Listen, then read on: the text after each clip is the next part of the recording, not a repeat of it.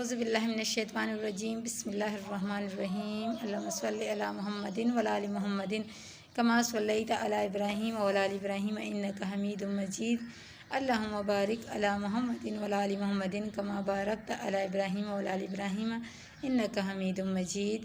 السلام علیکم ورحمۃ اللہ وبرکاتہ۔ آج ہمارا موضوع ہے گناہوں سے بچنا، اور گناہوں سے بچنے کے لیے میں چند احادیث آپ لوگوں کو بیان کرتی ہوں کہ نبی کریم صلی اللہ علیہ وسلم نے گناہ سے بچنے کو افضل ترین عبادت قرار دیا ہے۔ آپ صلی اللہ علیہ وسلم نے فرمایا، حرام کردہ کاموں سے بچو، تم سب سے بڑے عبادت گزار بن جاؤ گے۔ دوسرا حدیث ہے، حضرت عبداللہ بن عباس رضی اللہ تعالیٰ عنہ سے کسی نے سوال کیا، وہ شخص جو بہت زیادہ عمل کرتا ہے اور گناہ بھی خوب کرتا ہے، وہ آپ کے نزدیک زیادہ پسندیدہ ہے یا وہ شخص جو عمل کم کرتا ہے اور گناہ بھی کم کرتا ہے؟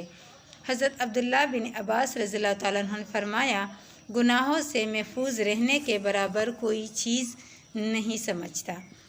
تیسرے حدیث میں حضرت عائشہ صدیقہ رضی اللہ تعالیٰ عنہ فرماتی ہے، گناہ کم کیا کرو، اس لیے کہ تم اللہ تعالیٰ سے کسی بھی ایسے اعمال کے ساتھ ملاقات نہیں کرو گے جو افضلیت میں گناہ کم کرنے کے مشابہ ہو۔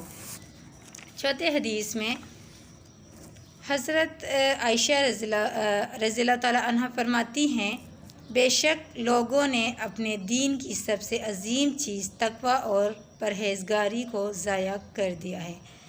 پانچویں حدیث میں بھی حضرت عائشہ رضی اللہ تعالیٰ عنہ نبی کریم صلی اللہ علیہ وسلم کا یہ ارشاد نقل فرماتی ہیں، جسے یہ پسند ہو کہ وہ عبادت میں تکنے والے اور خوب کوشش کرنے والے سے بھی آگے بڑھ جائے، اسے چاہیے کہ گناہوں سے بچے۔ چھٹے حدیث میں ایک دفعہ حضرت ام انس رضی اللہ تعالیٰ عنہ نے نبی کریم صلی اللہ علیہ وسلم سے وصیت کی، درخواست کی، تو آپ صلی اللہ علیہ وسلم نے ارشاد فرمایا، گناہوں کو ترک کر دو، اس لیے کہ یہ سب سے افضل ہجرت ہے۔